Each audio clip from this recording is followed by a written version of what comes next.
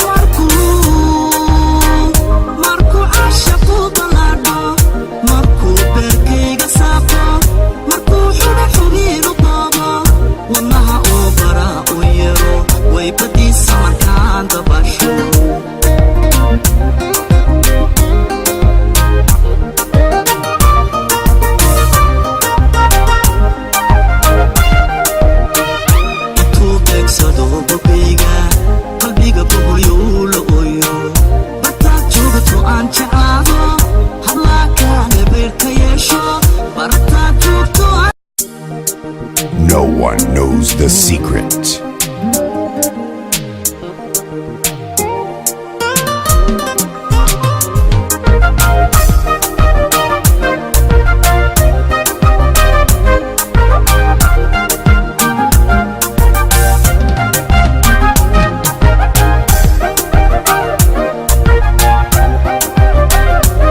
dhammaantiin waxaan idinku salaamayaa salaanta islaamka assalaamu calaykum waraxmatullaahi wabarakaatu. intaa ka bacdi intaynaan u gelin ujeedka munaasabadeenna maadaamaaynu nahay dad muslina waxaynu ku furanaynaa aayadaha qur-aanka kariimka ah. waxaan u yeedhayaa jaamac maxamuud meygaag.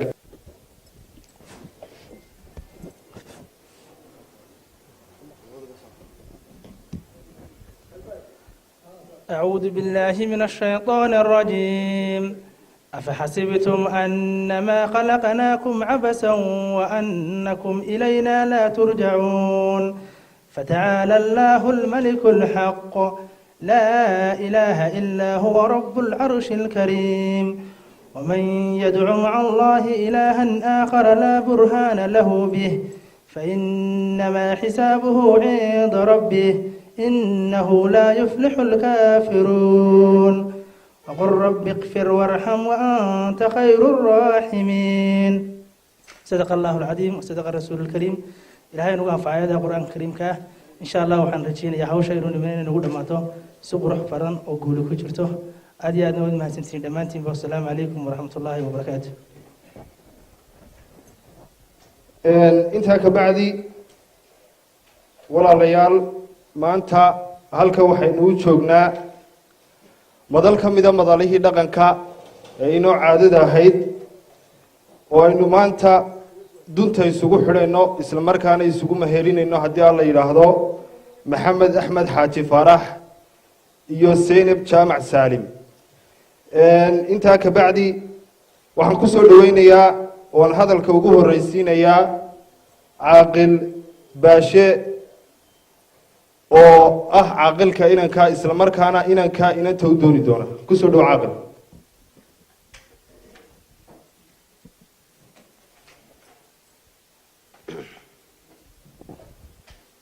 بسم الله الرحمن الرحيم.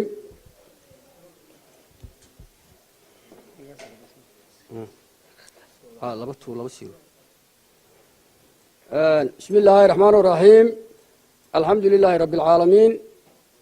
إلهي بقى مهد له. هل كان وحينو isugu nimi waxa weeyaan xaflad meherwi. xafladda meherka aynu isugu nimi martiqaadkii dadka aanu martiqaadka ugu fidinay xafladdan ee soo ajiibay ee u huray wakhtigooda qaaliga ee sidii ay ahayd u soo tixgeliyey dhammaantoodba way mahadsan yihiin ta kale xafladdani waa dhinacyo badan halkan waxaa isugu yimid dad fara badan oo dhinacyo ka soo kala jeedjeeda marka ugu horraysa waxaa fadhiya labadii ardaa ee inanka iyo inanta aynu isu meherinaynaa ay ka dhasheen ayaa fadhiya goobta waxaa kaloo iyana fadhiya labadii ardaa ee carruurta u abtiga ahaa inanka abtiyaashii iyo inanta abtiyaashii waxaa kaloo iyana fadhiya oo goobta ku sugan saaxiibadii inanka macaariiftiisii saaxiibadii dhalinyaro fara badan oo saaxiibadii oo macaariiftiisiiyabaa iyana goobtaynala jooga waxaynala joogda bahda saxaafadda markaa xafladdu dhinacyadaa badan bay isugu jirtaa sidaa darteed dee waxay ahaan jirtay dadku markay isu yimaadaan arrimahan oo kale laysugu yimaado lamberko horta dee barashada ayaa horreyn jirtay oo waa la isbaran jiray laakiin waxaan tan kaga cudur daarayaa dad badan baa isugu yimi oo fara badan oo dhinacyada badan ka soo jeeda laakiin nasiib wanaag waxaan isgaranaynba malihiin oo waxaynu nahay dad wada dhashay markaa intii barashadana halkaas ayaan kaga tegayaa waxaan u gudbayaa ujeeddadii xafladda oo ah inaanu ardaagan walaaladaya ee reer raage waa inaanu weydiisano inanta la yidhahdo saynab jaamac saalim annaguna haddaanu nahay ardaagan xasan cabdille iyo dhinaca kale oo inanka abtiyaashiisa oo barre cabdilleba annagoo arrintaas si wada jira waxaanu u weydiisanaynaa oo aanu leenahay walaaladaya ka weydiisanaynaa qoladaasina malaa iyana waa laba dhinac oo labada dhinacba dee waa iyana waa laba dhinace dhammaanba waxaanu idin weydiisanaynaa inanta la yidhahdo saynab jaamac saalim waxaanu leenahay walaalayaal inantaana siiya noo meheriya waanu idinka sidaasaanu idinka codsanaynaa walaalayaal xafladda ujeeddadeeda iyo imkeedu sidaas weeye inantaasaanu idin weydiisanaynaa waxaanu leenahay na siiya noona meheriya wasalaamu calaykum waraxmatullahi barakatu inanta xafladda aynu meherka aynu waa axmed xaaji faarax maxamed axmed xaaji faarax maxamed weeye dhinac marka laga eego aniguna waxaan ahay baashe jaamac faarax baashe jaamac xaaji faarax inadeerkay weeye dee waxaana anana u wakiilo maanta isagu goobta ma jooge waxaan ahay ninka uga wakiilkaa arrinta asalaamu calaykum waraxmatullahi barakatu sorry magacii baan khalday waxa weeyaan maxamed axmed xaaji faarax waayahay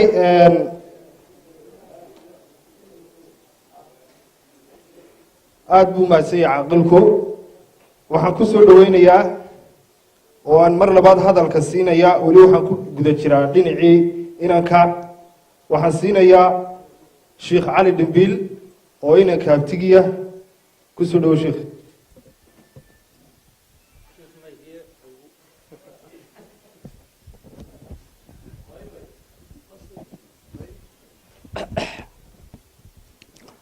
بسم الله الرحمن الرحيم السلام عليكم ورحمة الله وبركاته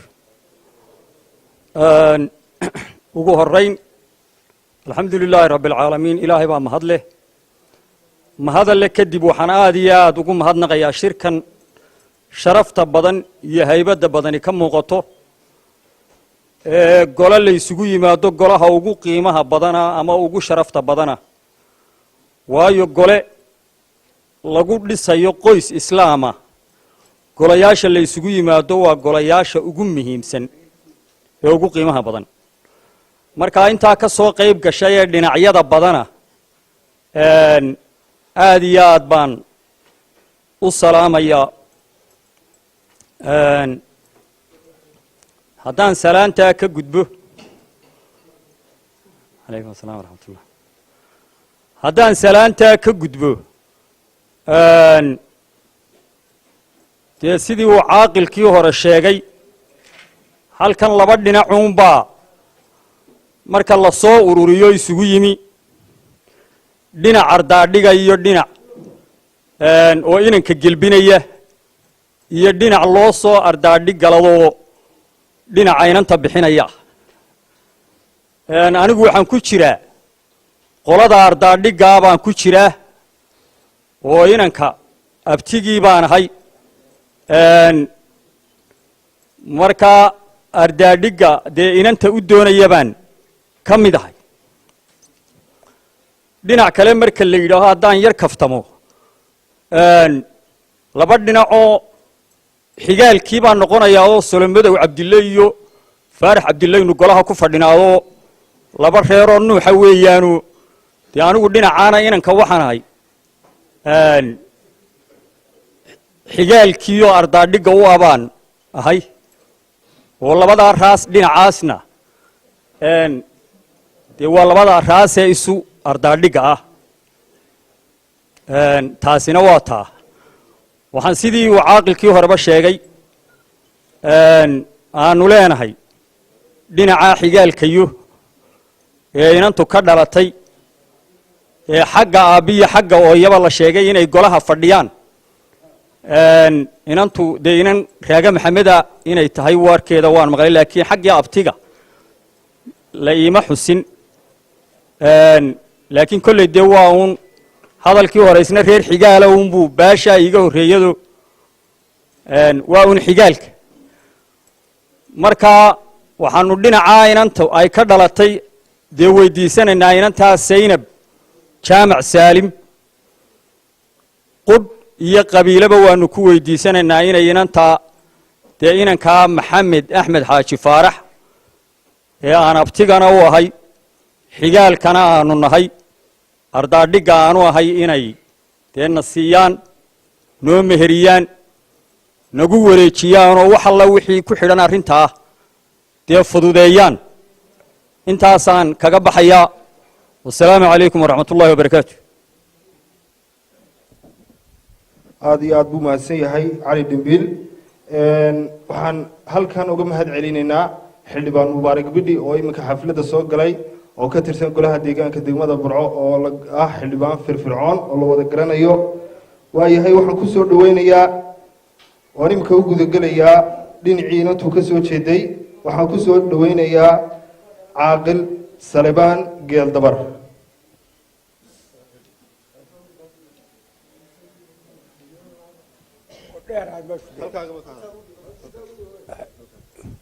بسم الله الرحمن الرحيم shirka kan sharafta leh ee wanaagsan ee halka isugu yimi ee horeba loo sheegay ee xafladda isugu yimaado tii ugu qaalisanayda waxaan ku salaamayaa nin kastaaba wadiifadaas sito ama caaqil ha ahaado ama darajo kale ha ahaadee wadiifadda uu sitaa baan ku salaamayaa assalaamu calaykum waraxmatullaahi wabarakaatu salaan ka bacdi qolada halkan isu haddii aan idhaahdo inanka iyo abtigii ka hadashay markii hore too caaqil baashe dee hadalkii wuu nagu siray sir kale ma ahayne isagoo inanta nasiiya unbuu yidhi mar dambuu xasuustay inanka inantaa annakuna waxaanu nahay inanta adeeradeed iyo abtiyaasheed laakiin wada reer raagaanu qoladiina solomadow wey haddii la yidhaahdo isa soo urursatay annaku waxaanu nahay wada reer raagi inanta iyo abtiyaasheedna waan waxaan kaloo halka ka sheegayaa inanta waxaa la yidhaahdaa saynab jaamac yuusuf baa la yidhaahdaa saalim waa naanays waxay ahayd haddaa kolleyba naanaysta sheegaysaan maxamed axmed faarax madoobe inaad tidhahdaan oo idan xaaji faarax dee odhan oo naanaysta dee sheegtaan faarax madoobena oo idan xaaji faarax odhanne dee faarax madoobe sheegtaan bay ahayd labada naanaysoodba awowga sheegtaan yay ahayd intaa waxaan u dhaafayaa inanti waanu siinaynaa inankii ma joogaa inankii ma jooga hadduu jooga istaag baan odhan lahaa inantii waanu idin siinay waana idiin meherinaynaa waxaananu siinaynaa solomadow oo dee halka ku dhan iyo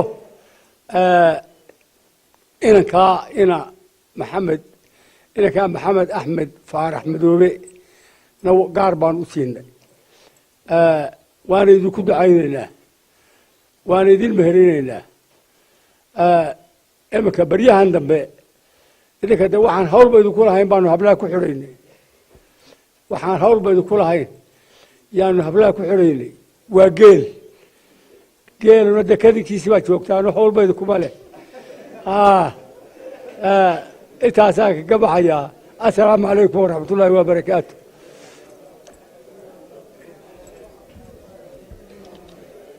aad iyo aad buu mahadsan yahay caaqilku sidoo kale waxaan hadalka siinayaa cabdilaahi saalim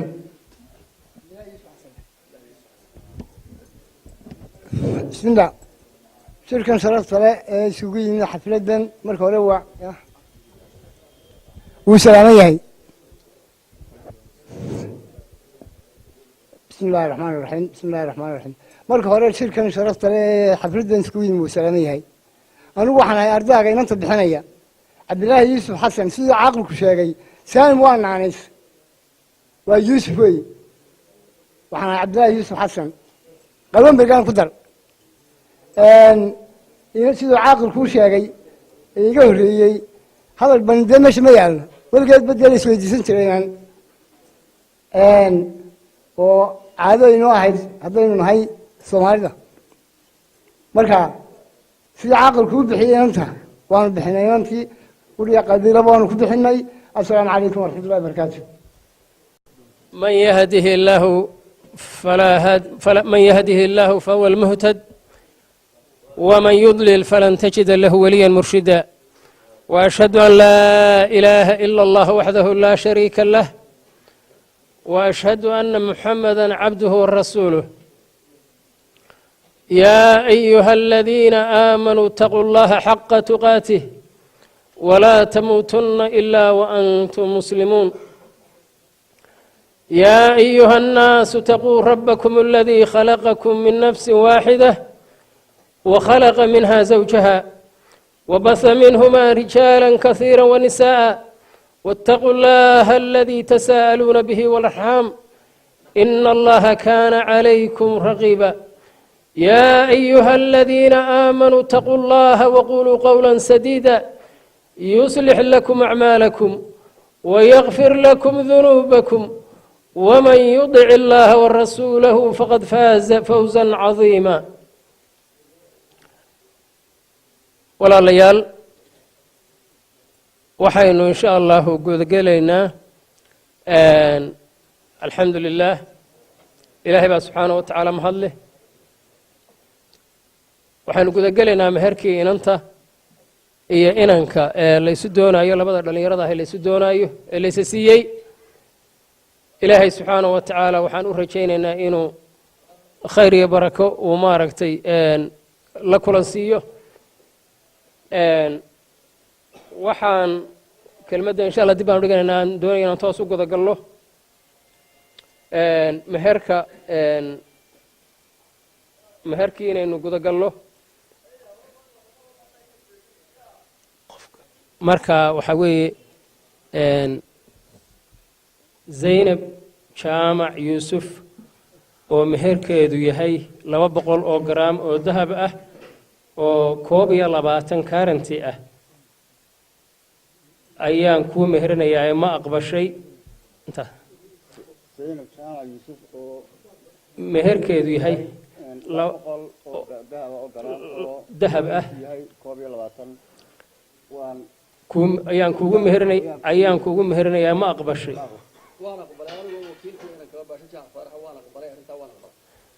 بارك الله لكم وبارك عليكم وجمع بينكم في خير وانت اسبهرك الحمد لله ساسو inoogu dhamaaday ilaahay subxaanahu wa tacaala waxaan u weydiinaynaa inuu yeelo dhexdooda mawaddatan wa raxma inuu ilaahay subxaanahu wa tacaala naxariis iyo isjacayl dhexdooda inuu yeelo walaalayaal qoys muslima oo la dhisaa wax sahlan maaha adduunkaynu maanta joogno qoys muslim ah oo la dhiso oo dhalinyaro ah oo laysu guuriyo oo laysla doono oo laysu keeno waxa weeye runtii waa waxyaabaha miisaan aad iyo aad u weyn dhexdeenna kule iyo dhexda muslimiintaba wakhtigan aan maanta joogno waad garanaysaan dadka dhallinyarada ah in laysla doono oo laysu meheriyo oo laysla raadiyo oo laysla doono waa muhiim arrintaas weliba innagu waynu yar fudaydsanaa runtii haddaynu soomaali nahay markaynu isa siinayno waa sahlanta oo isuma diidno hablaa waa isa siinaa laakiin marka hore in laysla raadiyo oo ninku inantiisa inanku maaragtay aabbihii uu la raadiyo gabadhana aabbaheed la raadiyo inan la raadiyo oo la doono ayaa inugu yar laakiin waa laga yaabaa markaynu isla soo doonano inaynu isa siinno nebiyullaahi moxamed calayhi salaatu wasalaam dhallinyarada markuu isagoo ku dhiirin gelinaya in lay guursadaan wuxuu lahaa man istidaaca minkum ayuha maaragtay shabaab man istidaaca minkum ulbaa'a falyatazawaj qofkiinii awooda dhallinyaro inuu maaragtay meherka awooda gabadh ha guursado marka inaynu saa isula doonno wuxuuna kaloo nebigu sal ly slam sheegay idaa jaa'akum man tardawna diinahu wa khuluqahu fazawajuuhu markuu idin yimaado qof aad diintiisa iyo akhlaaqdiisa aa ku kalsoon tihiin oo ku qanacsan tihiin u guuriya gabadha oo siiya haddaydan markaa sidaas samaynin ilaa tafcaluhu takun fitnatun fi lardi wa fasaadun cariid marka waxaa dhacaysa markaa fitna dhacaysa iyo fasahaad aan laga soo koobi karaynin oo maaragtay bulshada dhexdeedii ku faafa marka in runtii laysa siiya gabdhaha waa wanaagsan tahay alxamdu lilah laakiin dhallinyarada walaalayaal waxaan idinku baraarujin lahaa aabbayaasha iyo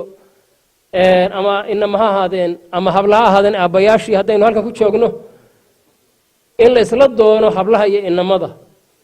inuu ninku inantiisa u raadiyo nin guursan kara oo siiyo oo yidhaahdo inan baan hayaa wanaagsan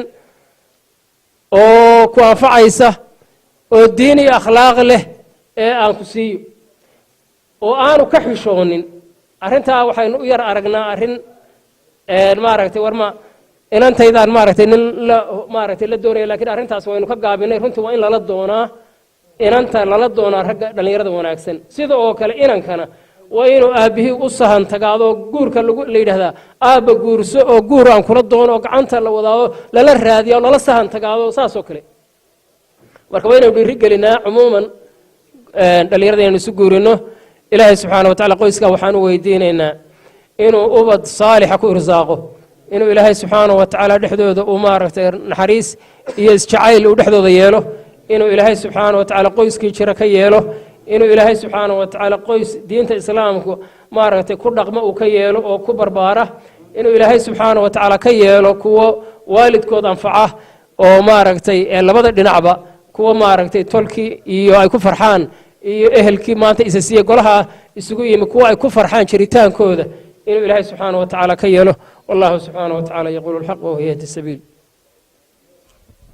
maasha badan waa marka hore waan u ducaynayaa qoyska aynu halkan maanta ku aasaasnay maxamed axmed iyo sayna jaamac ilaahay waxaan uga baryaynaa inuu ilaahay ka dhigo qoyskii isku waara ee ubad qayb qaran kala hela in ay noqdaan qoys runtii lagu baraaro oo ubad khayr qaba ilaahay u kala siiyo waxaan u malaynayaa anigu labada reer ee halkan joogaba labadaba xildhibaan baan u ahay dhinacan kale markaan joogo golaha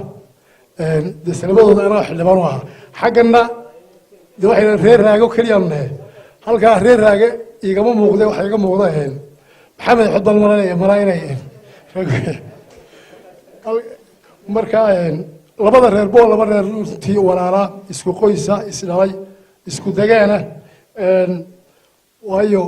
maaha reerihii maanta isu soo xamaan warusan jiray ama dee wax badan sheegi jiray halkan marka laysu imanayo wax badan baa la sheegi jiray oo la kaftami jiray laakiin kuwani ma aha runtii waa laba reer oo walaalaa oo isku qoyska oo isu degaana oo wada dhashay weeyaan aniguna aan ka mid ahay reerka maxamed runtii waa nin aanu saaxiib nahay oo aan aqaano waxaan u malaynayaa maxamedna waxaa dhalay baan malaynayaa salamadu bare cabdile inantana reer raagaa dhalay way isku noqnoqdeen labadooduba xagga kale laakiin imika waxaan u malaynayaa inay ballaadheen marka runtii waxun baan leeyahay dee waa maaha markii koowaad markii labaadna markii saddexaadna maaha wuxuun baan runtii muhiima inaan u ducayno dhammaanteenba in reerkaasi noqdo reer runtii isku waara oo ubad khayr qaba kala hela oo innaga iyo diintooda iyo dadkooda anfaca waxaan leeyahay uun dhallinyarada suu sheegay sheekhu waa run waxaad moodaa inaan iminka waktigii hore waa la isu doodi jiray oo way jirtay dhinacna waxay ku ahayd dhinacna way fiicnay dhinacna may fiicnay laakiin marka la isu geeyo wanaaggeeda iyo xumaanteeda dee wanaaggeedaa fiicnaa waxa weeyaan ninkii dhallinyarada ahaa ama gabadhii in markiiba la isu guuriyo oo la isu doono ama labada reer isu doonaan naweed dhinaca kalena markii aanu gallay qurbaha annagu laba qof waan soqono midna xaggaa joogo midna xaggan jooga ayaa oo aan sheekaysan iminka laba qof oo kale guurkiiba ma ahayn labadii qof meel kastay joogaan dibad iyo gudo meel bay wada joogaan waxay ku wada hadlayaan telefoonka oo way isdabeecad yaqaanaan way isgaranayaan laakiin berigii hore telefoonna ma jiri jirin laysmana oqon laba qof oo laba meelo kala jooga ayaa laysiin jiray marka waxaa dhici jirtay inay si yaroo fudud loo kala tegi jiray anigu waxaan u soo taagnaa magaalada burco oo islaantuna ay joogtay aabba iyo hooyo ay inan keliya kala bixiyeen islaantuna sacuudiga joogtay aabbuna awdawi joogay aabbuhuna wuu bixiyey inantii islaantuna way bixisay inantii dabeetana labadii nin baa nina abudabi ka yimid nina sacuudiga waa la garay oo laba reer heeraheenna bay ahay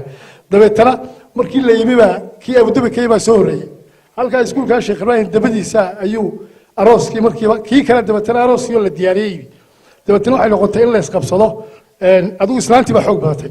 oo kii islaantu ay siisay baa inantii guursay kii kalena sidii dhaqanku ahaa inantii ka yaraydun baa la siiyey markaa runtii saasa faa'iido ay lahayd oo waa la bixin jiray oo lagu degdegi jiray aabbiyo hooyadu way bixin jireen ubadka laakiin maanta dee wax dhallinyaradii runtii hadda dhaqankeenu uu soo xumaanaya marka ha lagu soo noqdo walahi shiikha hadalkiisii baan ku noqonayaa ha lagu soo noqdo hablaha aynu ku bixinno inamadana ha loo guuriyo hablahana ha loo guuriyo السلام عليكم ورحمة الله وبركاته. aad iyo aad buu mahadsan yahay xildhibaanku oo halkan hadalla qiimo leh inooga soo jeediyey munaasabadii baynu weli ku dhex jirnaa kolley maxamed waa nin laandheeraa labada beelood ee halkan isku weydiisanaya beel ka ballaadhan oo ka mug weyn oo ka howlo badan ayuu ka tirsan yahay bahda warbaahinta ee saxaafaddana uu nagala tirsan yahay waa nin wariyaa sidoo kalena waa mulkiilaha website-ka caanka ah ee Qorlugu News haddaba waxaan hadalka siinayaa agaasimaha Somaliland ee telefishinka Somali News ahna tifatiraha wargeyska sahan Maxamuud Cabdiraxmaan Xirsi oo halkan munaasabadan si uu yimaado Hargeysa uga soo boqolay ku soo dhawo Maxamuud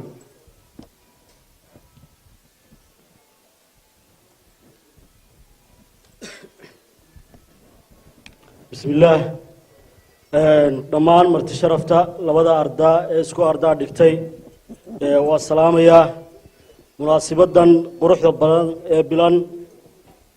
أنك محمد والله الشيخ يو لبدا أردا إسكو أردا دكتي وكبل عليه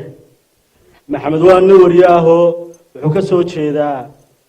بيل كلو بلارن وكبل عرن با لبدا بيلو ده هل كان سويبي محمد شفدا ورباهينته Somaliland oo ka tirsan yahay oo bahwadaagta la yahay waanu anagu nahay maxamed waa nin saddexda meelood ay maanta kulmiyeen madashan anaga waxaa nooga furan inaan bogaadino maxamed axmed xaaji faarax iyo Zainab Jaamac oo bogaadinaynaa waanu hambalyeeynaa ilaahayna ka dhigo labadii isku baraara ee uu khayr qaba kala hela maxamed waxaan leeyahay kolay imika uu gaadiidayo waa nin mas'uuliyad badan qaaday oo sidii hore ma aha maxamedkii hore aan ahayn oo dhowrsan afkaaban oo dabacsan dulqaad badan baan ku ogahay Zainabna waxaan leeyahay kollay imika lamaanaad noqoteeno markii hore Zainabtii hore ma tiiday Zainab marwo ahoo dee in badan iyo beelaha ballaaran aanu sheegnay ba dugsanayaan baa tiine Zainab dulqaad leh inaad noqotaan idin rajeynaya iyagana waxaan leeyahay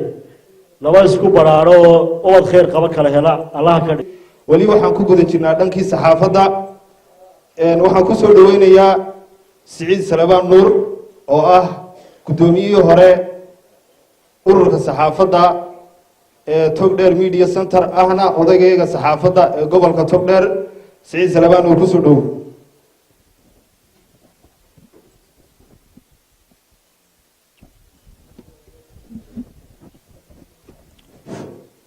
بسم الله الرحمن الرحيم labada arday ee halkan maanta isugu ardaa dhigtay ee inta isku weydiistay marti sharafta kale ee ka soo qayb gashay guud ahaan dadka isugu yimi munaasabadan bilan ee boqoran waxaan ku salaamayaa salaanta islaamka assalaamu calaykum wa rahmatullaahi wa barakaatuh. salaan kadib maanta waxaan isugu nimi madalaha ama munaasabadaha la isugu yimaado tii ugu qiimaha badnayd ayaan filayaa waayo waxaa halkan lagu aasaasay laguna unkay qoys ka mid ah ama ku soo biiray qoysaska islaamka. madashan hadal badani ma yaallo waa lagu kaftamay maxamed axmed xaaji faarax iyo zaynab jaamac yuusuf waynu u ducaynaynaa waxaynu ugu ducaynaynaa ducadii rasuulkeenna baaraka allahu laka wa baaraka calaykum wa jamaca baynakum fi lkhayr khayr. waxaanu leenahay ilaahay ka dhigo qoyskii isku badhaadha ubad khayr qaba kala hela isku farxa badhaadho oo dunidan ku soo kordhiya dad qiimo leh oo dalkooda iyo dadkooda iyo diintoodaba anfaca. sidaa halkan loo sheegay annagu waxaanu nahay bahdii warbaahinta. maxamed wuu naga tirsan yahay waa ninaanu aada isu naqaano aanu saaxiib nahay ballamin mayno waynu u ducaynaynaa ducadaas maan kaga baxaya assalaamu calaykum waraxmat ullaahi wabarakaatu. siciid salebaan nuur aada buu mahadsan yahay. xafladeenu gebagabay ku sii siqaysaa waxaan u yeedhayaa laba oday oo ka soo jeeda labada dhinac. waxaan horreysiinayaa oday salaan muuse seed ku soo dhowow.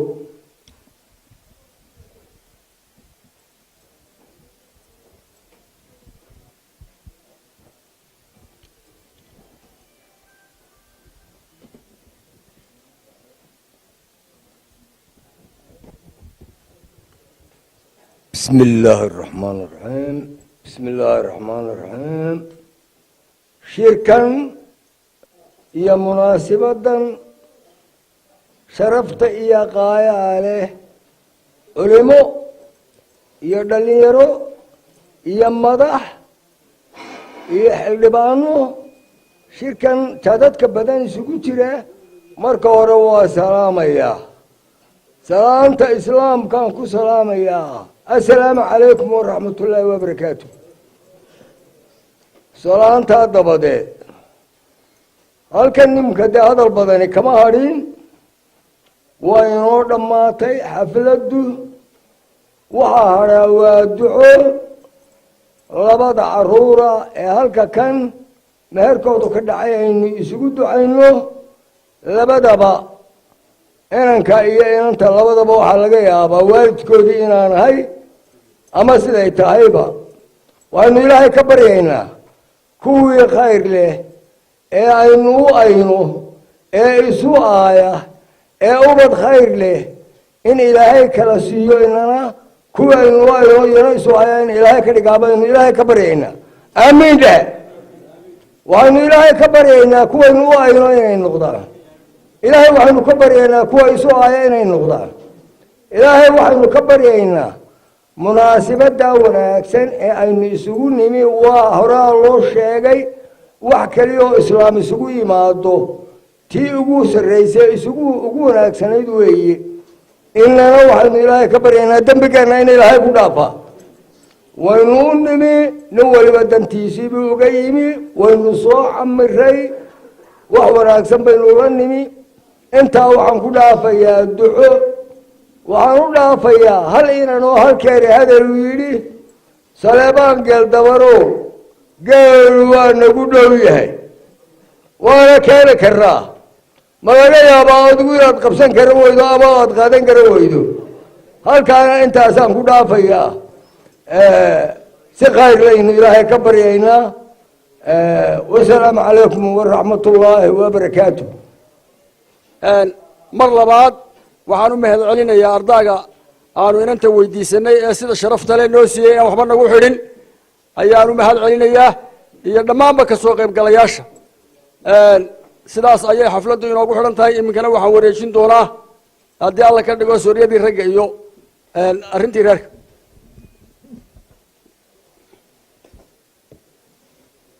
jiif caaqil 5 milyan oo suuryadii raggaa wey.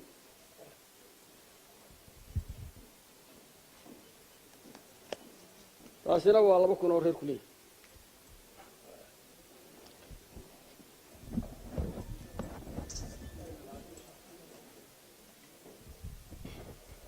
aad iyo aad buu mahadsan yahay caaqilku. xafladdu gabagabay kusii dhowdahay.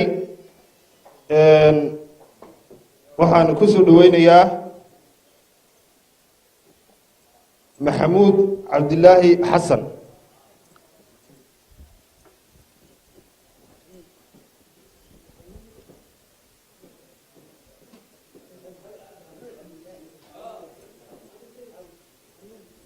waayahay waan ka gudbayaa. xuseen maxamed xasan ayaan kusoo dhaweynaya.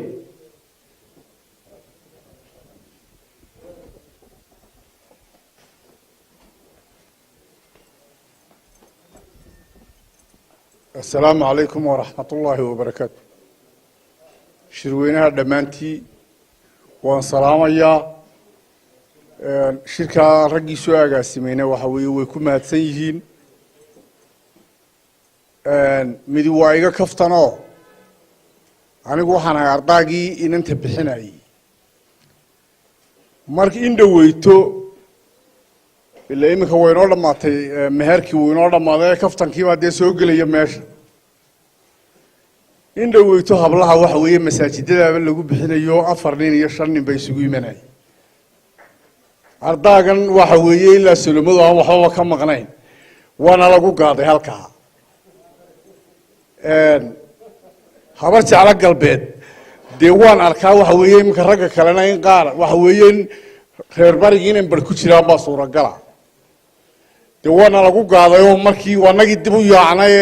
doonay caaqilka doonay markii aanu waxba kala garan weynay taasi weega kaftanoo dee gaadmada intaa leegna dee nuuxu suma qarin jirin arrinka labaad inankii aabihii dee raggii ninkama joogo adeerkii miy adeerkii ma jooga adeerkiina ma joogo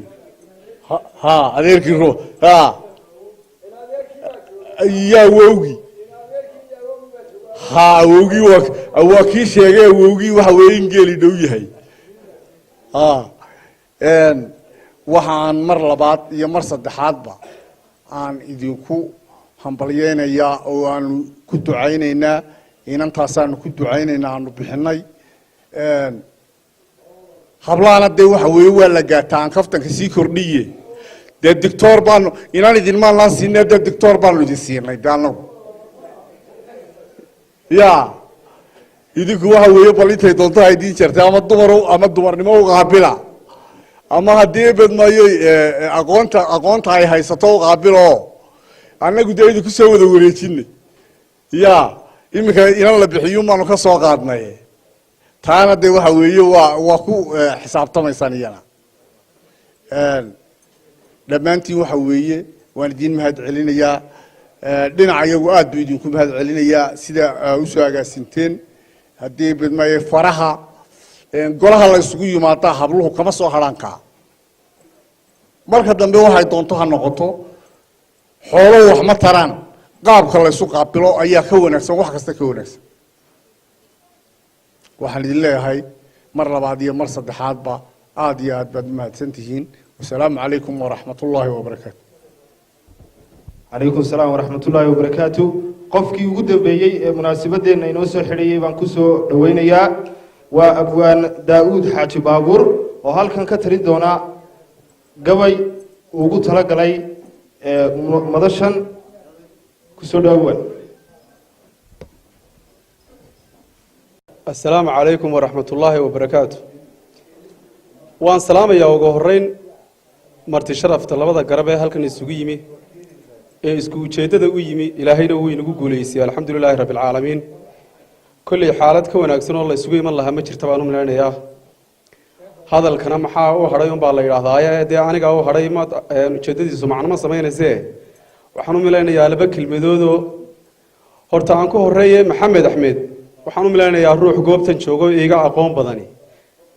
inaanu jirin waayo 10kii sane ugu dambeeyey nolol wadaag baanu ahayn qof iiga aragti dambeeyey oo iiga dambeeyey inaanu halkan ku sugnayn baanu milaynayaa taa nasiib gaar aniga ay tahay baan filayaa waxa weeye kadis bay iigu ahayd runtii inaan halkan imaado oo 4 xabo golo ka fuul ah mar haddaan meeshii joogo maxamedna anigu aanu joogo goobtii inaan 4 xabo golo ka fuul ah halkan ka idhaahdo duca uun ku soo gunaanadmaya ayaan insha allah bismillaahi kariim idiin marinayaa iga raalli ahaada waa kadiisoo dee waan soo qoray madal weeye qurux badan maalin weeye qiimo leh meher weeye qaali ah marwe iyo ninkeed baa halkan lagu macsuumo guur midho dhalkiisaa dadku uu ka marakacay waxaan u milanayaa dee ilan iminka waa reero dee arrintii way dhammaatee maansha alla weeye haddii maansha alla weeye haddii maxamed yare iyo saynab loo mashxarado maanta loo durbaantumay waa ilaahay mar haddii saaxiibka maxamed iyo ordiisii dee maanta aynu gelbinayno midna aan idhaahdee marti sharafta joogtaay waa maqbuulo ducaduye idinkaan ma suugayn maal iyo dad iyo sharaf mawlaheen ha siiyee faataxada mara oo maansaduna iga xidhan aad iyo aad baad u mahadsantihiin runtii maan soo diyaargaroobin waan ka cudur daaranayaa kadis bay ahayd oo hoosta naga soo gashay ducadun baa laakiin se ka muhiima mar labaad iyo mar saddexaadba waad mahadsantihi aad iyo aad buu mahadsan yahay daawuud xaaji baabuur oo halkan inooga tabiyey maanso qiimo badan xafladeennu gebi ahaan intaasay ku xidhan tahay intii isku soo dubariday xidid iyo xigaalba aad iyo aad baad mahadsantihiin oo idinka mahad celinaynaa waqtigiina qiimaha iyo qaayaha mudan ee aada soo hurteen insha allah intaasay xafladeennu inagu xidhan tahay asalaamu llaahi calaykum